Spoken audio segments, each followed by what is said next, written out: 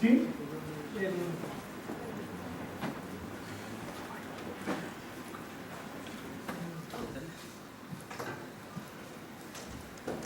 Buenas tardes. En un momento te nombra sobre unos intereses que quedan desde la Primera Guerra Mundial que quedan pendientes y se resuelven en la Segunda. ¿Podría profundizar un poco de eso? Sí.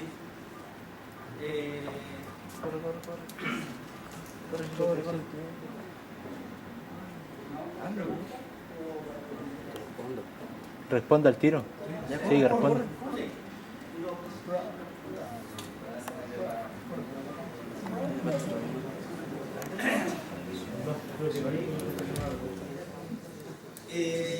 Lo primero que nada, Georges Clemenceau decía que la guerra era algo demasiado importante para dejárselo a los militares. Pero cuando llegó el Tratado de Versalles, lo resolvió de la peor manera posible. Hay un discurso en francés que un diputado le pregunta a Clemenceau cuál es su política.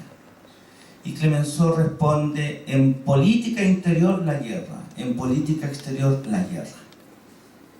Y después de eso dice, bueno, el culpable de todo esto es Alemania, y por tanto Alemania es culpable. ¿En qué sentido era culpable como Alemania? ¿Era verdadero que Alemania había sido culpable? La verdad que un examen de por qué se produce la concatenación de la crisis nos lleva más bien a Austria-Hungría y a todo el problema digamos que del choque entre las nacionalidades eslavas, entre el separatismo, pero también a la forma de constituir las seguridades dentro del imperialismo como europeo. De modo que cuando se resuelve la guerra se olvida un principio de von Clausewitz.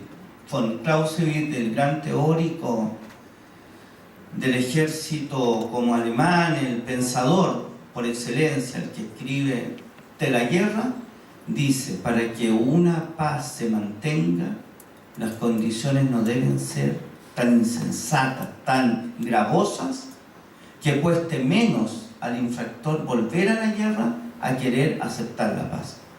Y lo primero que habría que decir es que la paz de Versalles fue una paz inaceptable. Fue inaceptable porque recayó sobre el alemán común y corriente, porque la idea de los franceses era convertir a Alemania en un país agrícola, en un país miserable que no volviera a ser nunca más amenaza. Y los países miserables, agrícolas y que se mueren de hambre son más propensos a experimentos extremistas, de modo que el hambre, la odiosidad y todo eso fueron el caldo de cultivo para que los gobiernos alemanes moderados, social, demócratas, colapsaran frente al nacionalsocialismo alemán. Segundo, los italianos. Los italianos jugaron un juego que era firmar con uno, firmar con otro, ponerse en un bando y después ir y cambiarse al otro bando. Pero no recibieron las provincias y la zona de Trieste y Fiume, que eran zonas de habla italiana, pero sometidas a la parte alemana del Imperio Austrohúngaro. De modo que el nacionalismo italiano, engendrado en parte en un movimiento como cultural, político, pero también en los remanentes desmovilizados de los cuerpos de los Arditi. Los Arditis eran la tropa de comando italiana. Arditi significa valeroso. Y los Arditis desmovilizados jugaron la carta del fascismo, jugaron la carta de recuperar los territorios que los aliados no les habían entregado. Y el tercero es Japón. Japón era un problema insoluble para la mentalidad europea y norteamericana.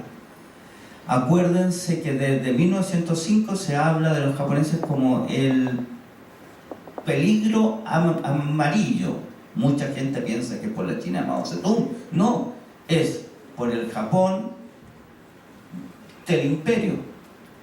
De modo que cuando se ve eso, lo que se ve es que los japoneses quieren constituir un imperio y son los occidentales los que se van a oponer al imperio.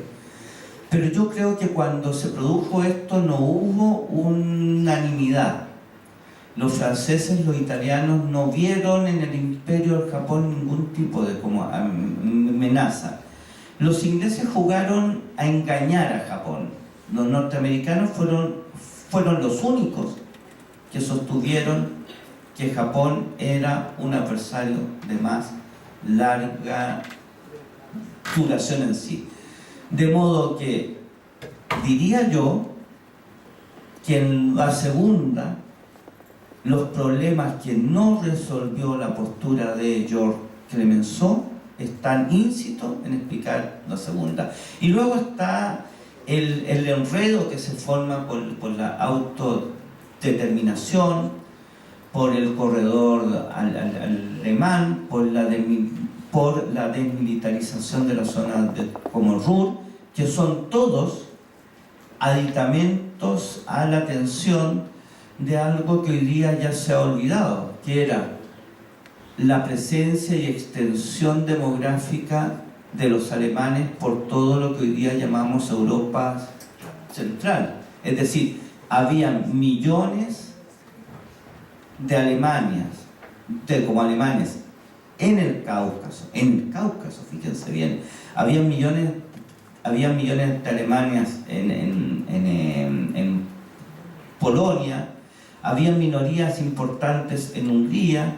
Entonces, eso era un germen para las grandes confrontaciones nacionalistas.